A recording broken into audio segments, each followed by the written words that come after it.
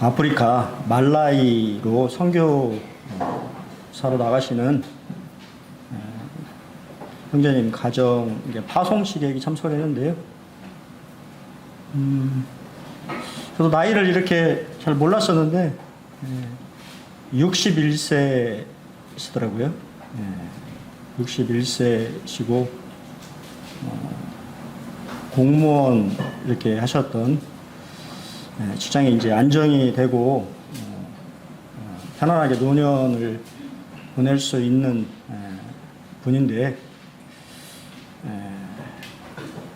마음속에 주님이 주신 선교에 대한 열정 그것을 계속 가지고 계시다가 이제 6월 달에 선교지로 이제 떠나게 되는데요. 저는 참 기린노교회가 좀 잘했다라고 하는 생각이 들었어요. 왜 그러냐면 그냥 그런 마음만 이렇게 받은 것이 아니고 교회에서 지역교회에서 1년간 그분은 지금 이제 선교사 파송을 받았습니다만 사실은 1년간 벌써 말라이 그 지역에 가가지고 선교를 하고 배웠죠. 선교하는 그런 현장들을 1년간 이렇게 볼 수 있도록 훈련할 수 있도록 그래서 진짜 하나님 그것을 부르신 것이 맞는지에 대해서 분별할 수 있는 시간들을 이렇게 줬다고 하는 것에 대해서 참 지혜롭다라고 하는 생각이 개인적으로 참 들어지고 참 노년에 척박한 그런 땅에 말라이 혹시 들어보셨어요? 말라이? 말라이가 한국을 좋아해요. 저도 잘 몰랐는데 이게 이번에 찾아보니까 말라이는 우리나라에 편입을 하고 싶은 나라입니다. 대통령이 우리나라에 좀 편입 좀 해달라고 말하는. 왜 그런 말이 나왔냐면 저도 찾아가 보니까 원래 말라이는 세계 3대 빈국입니다. 국민의 50%가 기아에 시달리고 있어요. 하루 먹을 게 없어서 국민의 50%가 끼니를 걱정해야 되는 그런 민족인데요. 근데 그럴 수밖에 없는 것이 그 토양이 모래가 섞여 있어요. 그래서 벼농사나 이런 걸 지을 수 없는 그런 환경인데 우리나라 참 기술이 좋아요. 우리나라 농어촌 공사에서 그쪽에 말라이 지역에 가가지고 땅을 개간을 했습니다. 해가지고 토마토도 자라고 여러 가지 이 식물들이 자랄 수 있도록 땅을 바꿔놨어요. 그래서 그런 말이 나온 거예요. 먹고 살기 힘든 문제 때문에 고민하는데 대한민국이라고 하는 나라가 그 먹고 사는 문제를 해결해주고 있으니까 대통령이 우리 제발 좀 대한민국에 편입 좀 주로 편입하면 안 될까? 그렇게 얘기를 했다고 하는 참 이야기를 참 들으면서 근데 또 그 나라가 이 영국의 지배를 받았던 나라여서 기독교 인구가 82%예요. 근데 아까 말씀드린 것처럼 먹고 사는 문제가 해결이 안 되니까 82%가 기독교라고 얘기하지만 그냥 구원받지 않은 그냥 신앙인이라고만 고백하는 그러니까 복음이 오히려 더 불모지인 곳이라고 우리 또 청길성 형제님이 얘기하시더라고요. 그래서 모임이 저희 같은 모임이 당연히 영국 선교사들이 들어갔겠죠. 한 60개 정도가 있는데 그 장로들부터가 구원을 안 받은 사람들이라고 그렇게 얘기를 참 들으면서 안타까운 그런 마음이 들었습니다. 노년에 자신의 모든 것들을 다 버리고 이렇게 선교로 나가시는 우리 청길성 형제님 부부 좀 기억하시고 기도해 주시면 감사하겠습니다. 그래서 좋은 소식들이 잘 들렸으면 좋겠다라는 생각이 들어집니다. 오늘은 불안한 마음을 가지고 말씀을 교제하기로 합니다.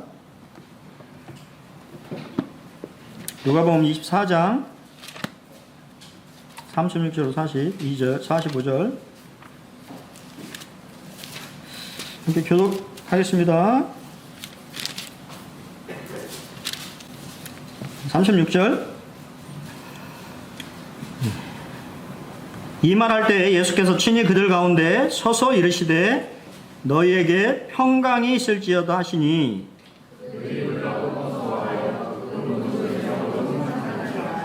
예수께서 이르시되 어찌하여 두려워하며 어찌하여 마음에 의심이 일어나느냐.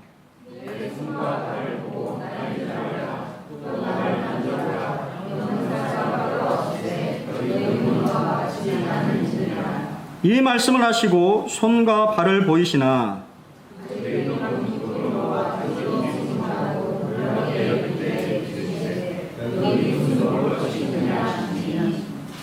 이에 구운 생선 한 토막을 드리니 또 이르시되 내가 너희와 함께 있을 때 너희에게 말한 바 곧 모세의 율법과 선지자의 글과 시편에 나를 가리켜 기록된 모든 것이 이루어져야 하리라 한 말이 이것이라 하시고 네, 감사합니다.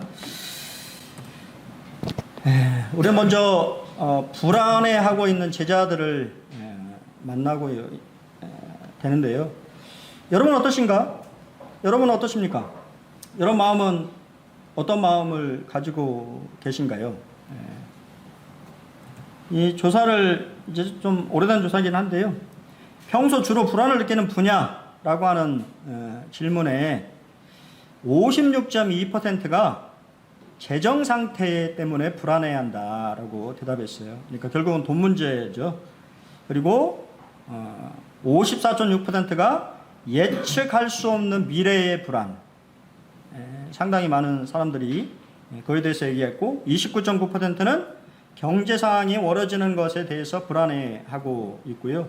또 실직에 대해서 불안해하는 사람들 23.5%, 또 범죄 피해를 받을까봐 불안해하는 사람이 20.1%. 재밌는 것은 아무 이유 없이 불안한 것이 20%가 넘는다고 하는 게 참 놀라웠어요. 자신이 주변에 불안해할 이유가 없는데도 불안해하는 숫자가 20%가 넘었어요. 그리고 정치 상황 항상 불안하죠. 우리나라 정치 상황은 그것 또한 19%. 그리고 혼자 다니는 것에 대해서도 불안해하는 것이 14.6%. 이런 불안감이 있는데요.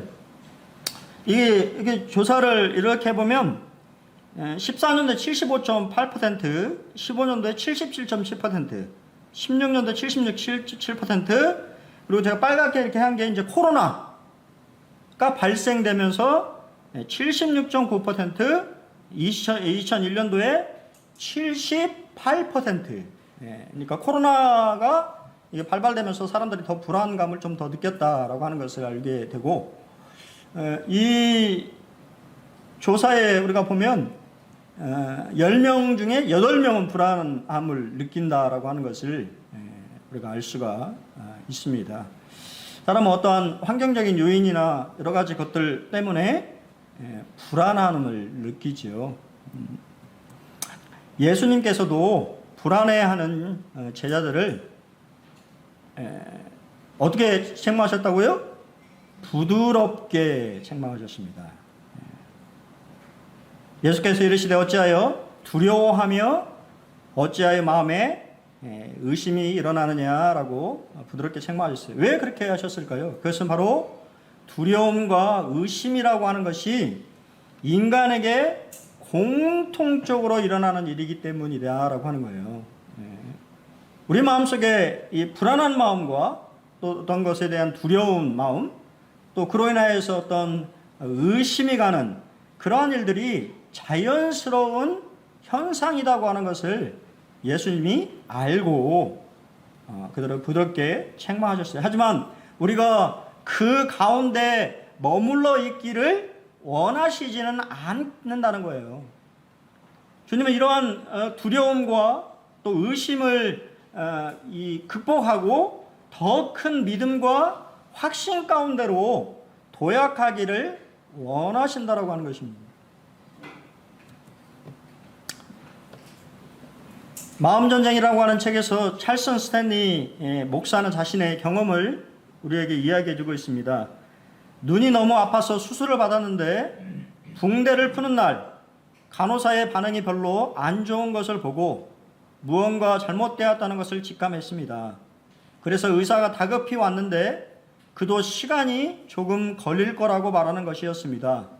이때부터 단순히 눈만 아픈 것이 아니라 마음속에 전쟁이 일어나기 시작했습니다. 마귀가 넌 이제 실명할 거야. 좋아하는 성경도 못 보고 그토록 좋아하는 설교도 할 수 없을 거야. 원고를 쓸 수 없으니까 이제 모든 것이 끝났어.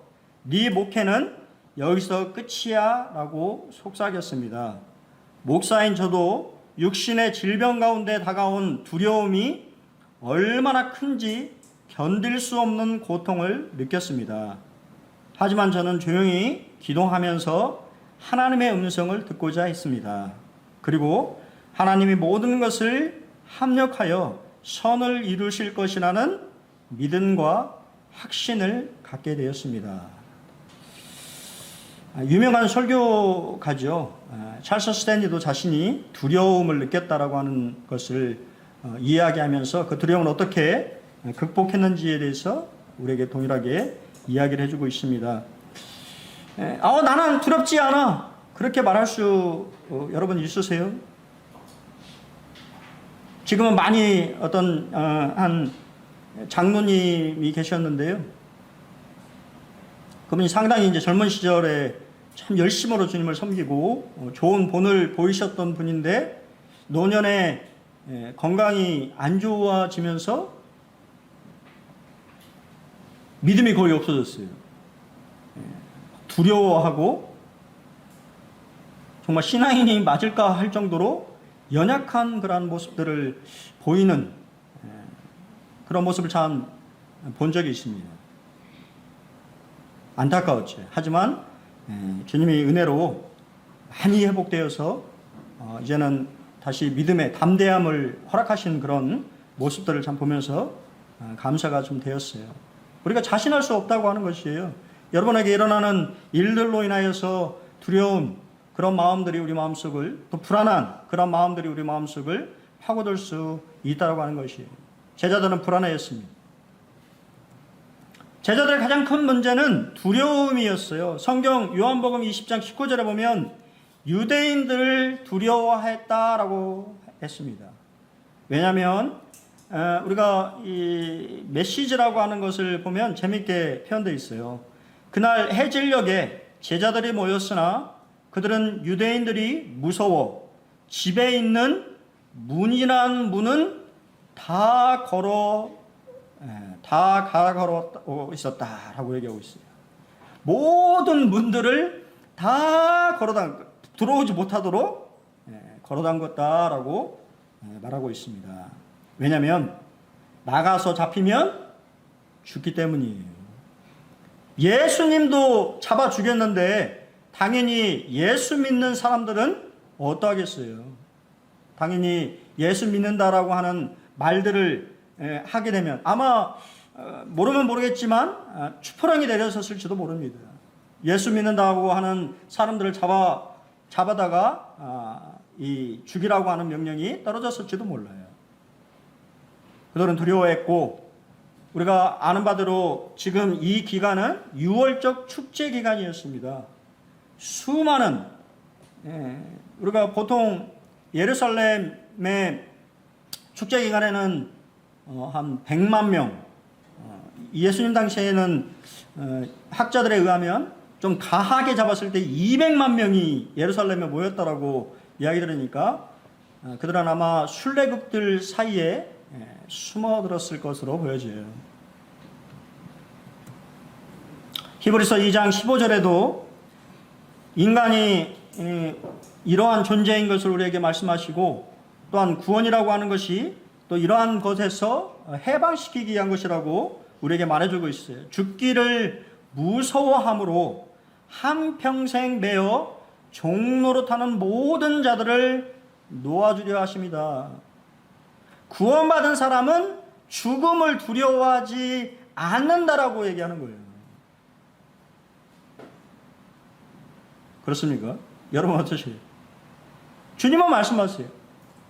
예수님을 통해서, 그분의 부활을 통하여서 이제는 죽는 것을 무서워하지 않게 되었다고 우리에게 말해줘요. 그것이 바로 구원이다. 또한 그들은 예수님의 부활을 이해하지 못하고 있었어요. 아마 여러분이 그 자리에 있었어도 이해할 수 없었을 것입니다. 왜냐하면 문이 닫혀 있었는데요, 예수님은 갑자기 벽을 통과해서 오셨어요. 그래서 우리가 성경에 보면 뭐라고 했습니까? 유령이라고 생각했어요. 유령. 영이라고 생각했어요. 문을 통과했습니다. 사람은 상식적이고 인과관계적이에요. 그리고 주관적입니다. 자신이 경험하지 않으면 잘 안 믿어요. 그렇지 않나요? 제자들도 마찬가지예요. 어떻게 지금 문이 닫혀 있는데 갑자기 예수님이 이 중앙에 나타나신다고 생각했을 때 여러분은 그것이 육신을 지닌 사람이라고 생각할 수 있겠어요? 영이라고 생각합니다. 부활도 믿기지 않는데 시간과 공간을 초월하는 이러한 개념을 여러분 이해할 수 있습니까? 초능력자도 아니고, 우리가 요새 젊은이들이 많이 보는 어벤져스도 아니고, 갑자기 벽을 통과해서 여러분, 부활의 몸은 시간과 공간을 초월하는 몸인 것을 보게 돼요. 근데 예수님이 고민이 생겼어요. 여러분, 말씀을 읽으면서 여러분 어떤 느낌을 받으셨나요? 우리가 같이 이 본문의 말씀을 읽으면서 어떠한 느낌을 받으셨나요? 예수님은 좀 믿어줘. 내가 부활했다니까 좀 믿어줘라고 하는데 제자들은 못 믿겠는데, 이해가 안 되는데 좀 믿어주면 안 될까? 예수님의 고민은 나의 부활을 제자들에게 어떻게 설명할 것인가라는 고민이 들었어요. 불안해하고 의심이 가득해 있던 제자들에게 여러분은 어떻게 하시겠습니까? 예수님이 하신 첫 번째 일은 평강을 선물하는 것이었습니다. 평강은 히브리어 샬롬이죠. 샬롬은 인사말인데 예수님은 그냥 인사만 하신 것이 아니에요. 누가복음 24장 36절에 보면 예수님이 그 가운데 서셔서 두려워하는 제자들에게 너희에게 평강이 있을지어다라고 말씀하셨다고 말하고, 요한복음 20장 21절에서는 한 번 더 말씀하셨다고 말씀하십니다. 몇 번이요? 2번 말씀하십니다. 샬롬, 샬롬. 이 말은 무슨 말이에요? 내가 죽음에서 부활했기 때문에 이제는 너희에게 평강을 선물로 줄 수 있다라고 하는 말이에요. 우리 주님이 주시는 평강, 진정한 평강을 이제는 너희들이 선물로 받으라고 하는 것입니다.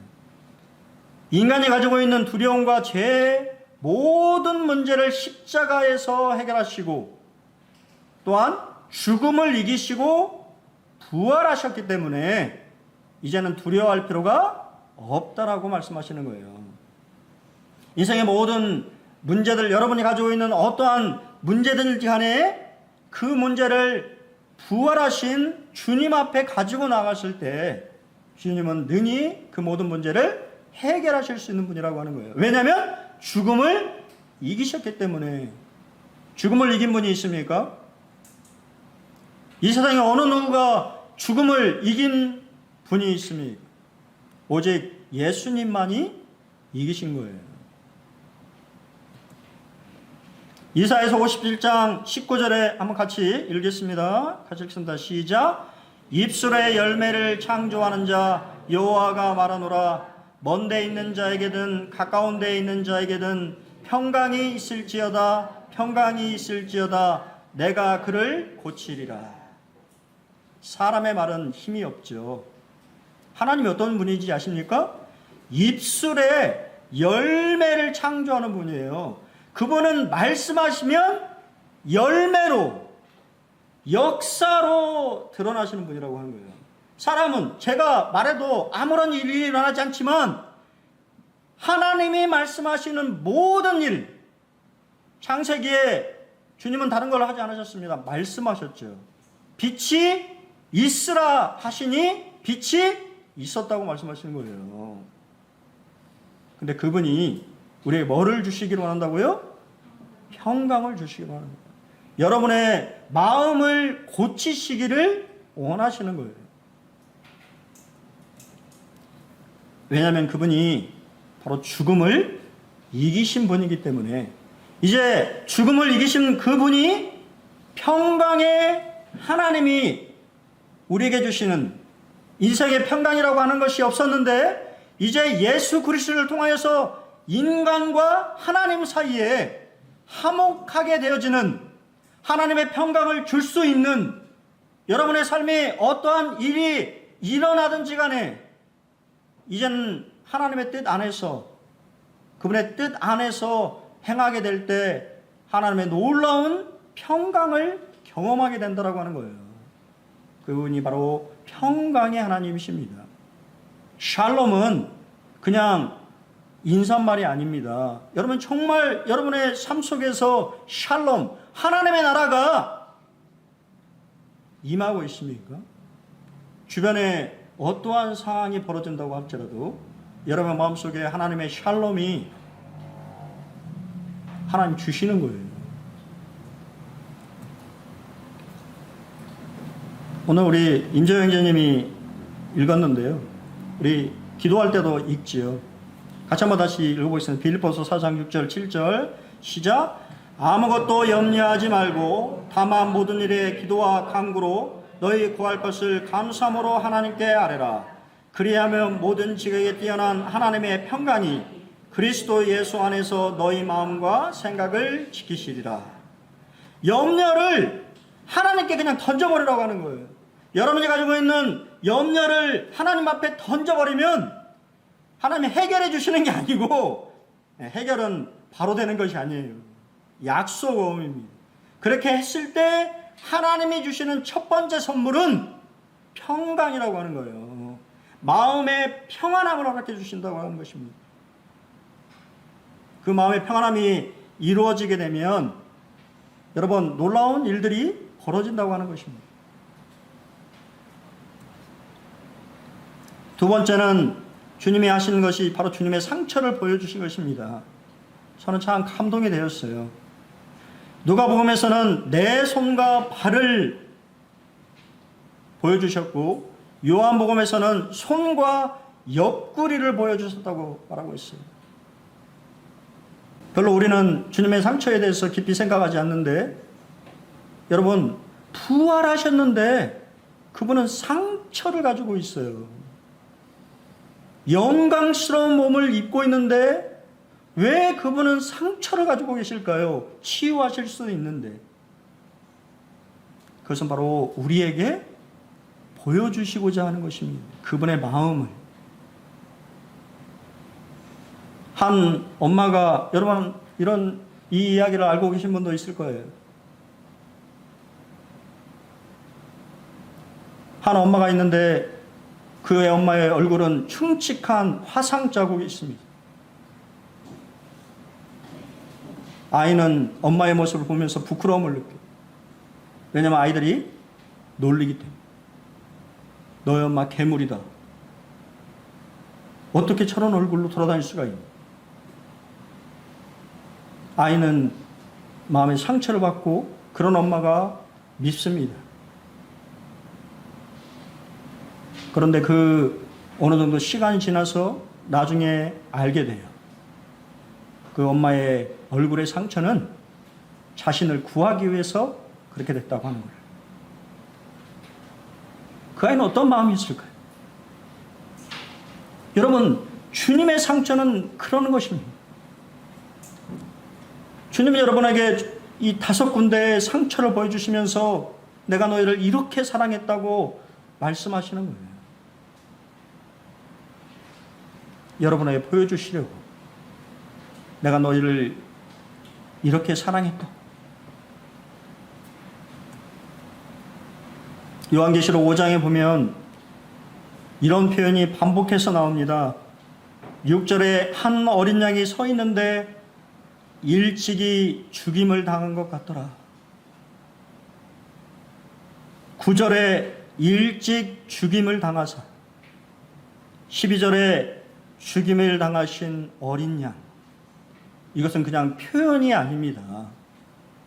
주님의 죽음의 상처들이 남아있다고 하는 거예요. 하나님 보좌 우편에 앉아 계시지만 그분은 여전히 인간을 사랑하셨던 5군데의 영광스러운 상처를 지닌 채 우리를 기다리고 있습니다.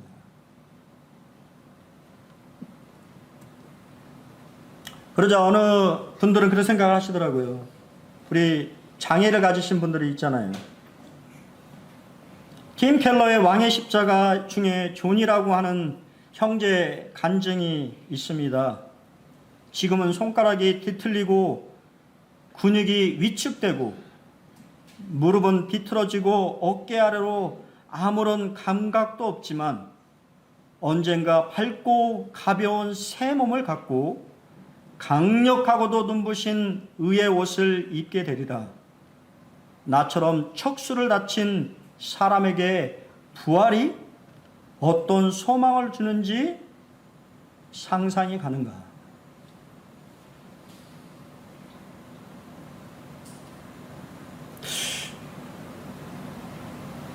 사실 저희 조카 애가 다운증 증후군이에요. 이제 나이가 40이 넘었습니다. 10년을 살지 못한다고 했는데요. 40이 넘었어요. 옛날에 어떤 책을 이렇게 읽었는데 아마 그 친구도 다운증 증후군 비슷한 아이였던 것 같습니다. 다 포기했어요. 이 무슨 지능이 없잖아요. 이지가 없습니다. 그냥 본능만 남아있어요. 근데 그 책에서요, 나중에 그 다운증 아이가 죽으면서 놀라운 말을 합니다. 나는 주님의 품으로 갈 것이다. 왜 그런지 아십니까? 그의 부모는 계속 찬송가를 틀어놨어요. 이 아이의 삶에 음악이 중요한 친구였습니다. 뭐 복음을 전할 수 있어요? 뭐 할 수 있어요? 아무것도 할 수 없습니다. 알아듣지도 못하고. 근데 그냥 할 수 있는 것이 찬송가를 틀어놓는 거였는데 죽으면서 그 아이는 그렇게 고백한 거예요. 내가 주님의 품에, 그가 들었던 찬송가의 가사를 말하면서 주님의 품에 간다고 고백하는 그 아이의 말을 들으면서 참 감동이 되었습니다. 우리가 알지 못하는 방법으로 하나님은 구원하시는 거예요. 이 땅 가운데 고통을 당하고 어려움을 가지고 계신 분들에게 놀라운 소망은 바로 새로운 부활의 몸을 우리가 가진다라고 하는 것입니다. 연약하고 병들고 힘든 육신을 벌어버리고 주님의 영광스러운 몸을 입게 된다고 하는 것이에요. 그리고 제자들 앞에서요, 음식을 드셨어요. 예수님 배고파서 음식을 드셨을까요? 여러분 생각해 보셨어요? 예수님이 배고파서 음식을 드셨을까요? 영광스러운 몸이 배고픔을 느끼겠습니까? 안 믿으니까. 제자들이 불신하고 의심하고 안 믿으니까 그분은 음식을, 예전에 제자들과 함께 그렇게 자주 음식을 나눴던 것처럼 먹지 않아도 될 음식을 나누신 거예요. 생선 한 조각을 받으시고 그 앞에 잡수셨습니다. 그것은 그분이 영이 아니고 살과 뼈로 이루어진 우리와 동일한 육신, 그 대신 영광스러운 몸이라고 하는 것을 확증해주는 증거입니다. 뉴 킹제임스 버전에 의하면 여기에 허니, 꿀이 포함됐다고 어느 사본에는 기록되어 있어요. 생선 한 조각만 드신 것이 아니라 꿀도 같이 드셨다라고 하는 사본이 있어요. 뭐를 드셨는지 잘 모르겠습니다만 어떻게 됐든 간에 그분은 드셨다고 하는 거예요. 우리가 말씀이 끝나면 뭐 하죠? 애찬합니다. 애찬이 그냥 식사만 하는 것이 아니에요. 성도들과 함께 애찬, 사랑의 교제를 나누면서 식사하는 것은 우리 주님이 하신 일입니다. 제자들과 함께 하신 익숙한 일이에요. 그냥 밥 한 끼 먹는 것이 아니라고 하는 거예요. 그것을 사도들 또한 증거합니다. 사도행전 10장에 보면 그를 모시고 음식을 먹은 우리에게 하신 것이다. 확실하게 그분이 부활하신 것은 우리가 함께 음식 먹었다. 식사를 가셨다니까 그 말이에요. 바로 그분이 누구예요? 살아있는 자와 죽은 자의 재판장으로 서실 분이.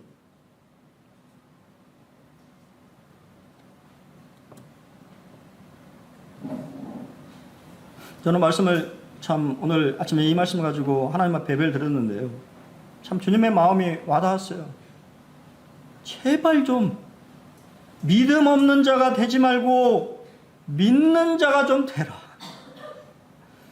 주님의 음성이 들리지 않습니까?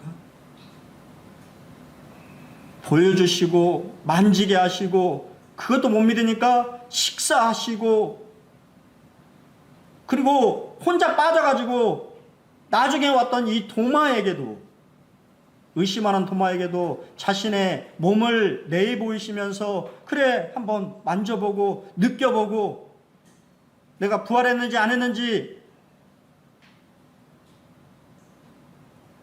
그리고는 믿음이 없는 자가 아닌 믿는 자가 좀 되었으면 좋겠다고 말씀하시는 우리 주님은 참 좋으신 분이다라는 생각이 들었어요. 누가 이렇게 하실 수 있겠습니까? 저 같으면 못할 것 같아요. 막 화를 내거나 그럴 텐데 주님은 그렇게 하신 것이 아니라 믿음 가운데로 계속해서 이끌어 가시는 우리의 수준까지 낮추셔서 우리와 눈 맞추시고 우리를 그분의 이 수준까지 또 올리시려고 노력하시는 그 주님의 모습이 참 너무도 좋고 참 감사가 되었습니다. 그리고는 그분은 자신이 하신 말씀을 기억하게 하셨어요. 왜 그렇습니까? 하나님의 평강의 근원과 확신은 뭐를 통해요? 하나님의 말씀을 통해서기 때문이에요. 여러분의 마음속에 불안함이 있으십니까? 그럴 때 하나님의 말씀을 여러분의 마음속에 두시기 바랍니다. 시편 저자는 너희는 왜 낭망하고 두려워하느냐? 네 얼굴을 도우시는 하나님을 바라보라고 말씀하시잖아요. 그런 말씀들을 여러분의 마음속에 두시기 바랍니다. 저도 예수님의 저자직강의 성경 강의를 듣고 싶습니다. 그분은 어떻게 말씀하셨을까? 그분의 세미한 음성을 듣고 싶어요. 우리가 못 들으니까 누굴 보내주셨어요? 보혜사 성령님을 보내주셨어요. 잘 들으라고, 잘 깨달으라고.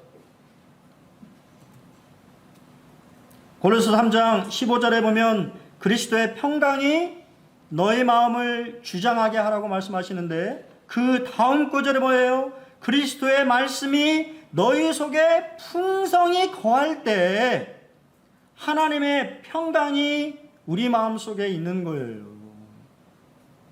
내 생각이 자리하고 있으면 마음에 평안함이 없는 것이지요. 하나님의 약속의 말씀을 내 마음에 품게 됐을 때 그것을 암송하고 내 마음에 새기게 될 때 하나님이 주신 놀라운 평강이, 평화가, 샬롬이 여러분의 마음속에 임하게 되는 것입니다. 그리고 뭐가 돼요? 감사하게 되는 것이죠. 처음에는 불평과 불만으로 가득했던 우리의 마음이 하나님이 주신 놀라운 선물인 샬롬을 통해서 오히려 그러한 상황들을 감사하게 되는 반전이 일어나는 것이죠. 그리고는 마음을 열어서 성경을 깨닫게 하십니다. 메시지에 보면 참 잘 풀었어요. 예수께서는 계속해서 그들이 하나님의 말씀을 깨닫도록 이해력을 넓혀주시고 성경을 어떻게 읽어야 하는지 뭐라고요? 설명해 주셨다. 성경은 누구에 관한 것입니까? 예수 그리스도에 관한 거예요. 구약이든 신약이든 다 예수에 관한 것을 기록한 것입니다. 그것을 알지 못하고 읽게 되면 그냥 종교서적이 되어버리는 거예요. 성경은 머리로만 이해하는 것이라 뭐로? 마음으로 깨달아서 읽어야 되는 거예요. 마음의 변화가 있어야 되는 것입니다.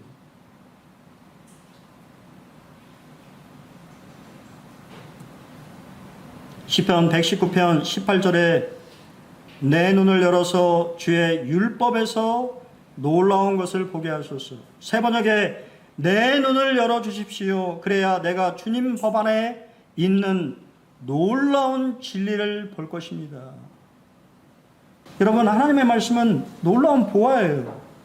내가 보는 관점과 다르게, 다른 형제님은 다르게 또 보시고 새로운 진리들을 끄집어내서 말씀하시는 것을 보게 됩니다. 여러분도 하나님 법안에 있는 놀라운 진리를 볼 수 있기를 바랍니다. 그것으로 여러분의 마음이 하나님이 주신 놀라운 평안 가운데 있게 되기를 정말 바랍니다. 저는 마지막으로 말씀을 정리하면서 주님의 방문이라고 하는 찰스 스펄전의 세 가지 정리된 말씀들을 이 말씀과 관련된 제가 이렇게 말씀을 준비하면서 참 잘 말씀하셨다. 그래서 함께 성도님들과 함께 나누고 싶어서 제 말이 아니고 이제는 주님 품 안에 계신 찰스 스펄전 목사님이 이 본문에 관해서 어떻게 말씀하셨는지를 요약하면서 말씀 좀 드리려고 합니다. 주님이 나타나신 때 그들이 그분을 배신하고 도망쳐 그분을 시련 속에 방치함으로써 가장 무가치하게 행동했을 때 그분은 나타나셨습니다. 그들이 그분의 약속을 믿지 않고 의심하며 그의 천사들의 증거를 거절함으로써 준비되지 못한 상태에 있을 때 그분은 나타나셨습니다. 그들이 목자 없는 양처럼 됨으로써 그분의 출현이 정말로 필요할 때 그분은 나타나셨습니다. 그들이 함께 모여 사랑의 유전을 나눔으로써 작은 생명을 실천하고 있을 때 그때까지 그들은 잘하고 있었고 복을 가져오기 쉬운 길을 따라고 행하고 있을 때 그분은 나타나셨습니다. 그들이 그분의 부재를 슬퍼하고 있을 때 이것은 그들이 그분을 갈망하고 있었음을 증명합니다. 이것은 그분의 출현을 가져오는 가장 칭찬할 만한 수단이다. 눈물을 흘리고 있을 때 여섯 번째는 그들 가운데 일부가 그분을 뭐 할 때? 증거하고 있을 때 엠마오로 가던 두 제자가 예수님과 만난 이야기를 증거했을 때 예수님은 그 한가운데 나타나셨다라고 말하고 있습니다. 그러면 그분이 나타나셔서 하신 말씀은 뭘까요? 너희에게 평강이 있을지어다. 그것은 축복이었습니다. 주님은 그들의 평안을 기원했어요. 두 번째, 그것은 선언이었습니다. 그들은 하나님과 화목하게 되었어요. 그것은 명령입니다. 그분은 그들에게 평강을 불어넣으셨습니다. 그것은 사면이었습니다.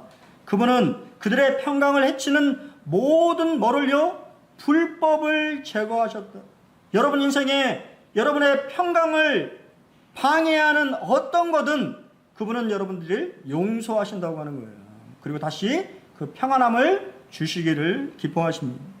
세 번째, 그분의 출현으로 일어난 일, 그분은 그들의 모든 의심을 일소하셨습니다. 심지어는 도마까지도 그 완고한 불신앙을 버리게 되었습니다. 두 번째, 그분은 그들에게 자신의 손가발을 보여주심으로 그들 마음에 자신의 사랑을 계시하고 각인시켰습니다. 세 번째, 그분은 그들의 기억을 새롭게 하셨습니다. 뭘로? 하나님의 말씀으로. 네 번째, 그분은 그들의 마음을 열어놓으셨어요. 그래서 하나님의 말씀을 깨달을 수 있도록 도우셨습니다. 다섯 번째, 그분은 그들에게 그들의 위치를 보여주셨어요. 어떤 위치예요? 증인으로서요. 부활의 증인의 위치로 우리를 세우셨다라고 하는 것입니다. 여섯 번째, 그분은 그들을 뭘로? 기쁨으로 충만케 하셨습니다. 예수님이 부활하셔서 여러분의 주시고자 하는 놀라운 선물은 샬롬인데요. 그 샬롬에는 당연히 뭐가 따릅니까? 기쁨이 따르는 거예요. 여러분 인생에 기쁠 일이 별로 있는지 없는지 모르겠습니다만 참 또 주님이 주시는 놀라운 평안함, 이런 것들이 우리 군산보론교회 성도님들 삶에 가득 넘치기를 기도하겠습니다. 여러분의 상황이 어떤지는 잘 모르겠습니다만 주님이 여러분들과 함께, 여러분이 힘들어하시고 낙담하고 낙심하고 불안해하고 의심할 때 그분은 나타나셔서 여러분에게 샬롬 샬롬이라고 말씀하실 것입니다. 한 주도 주님의 평안하심으로 또 승리하시는 한 주가 되시기를 바라겠습니다. 감사합니다.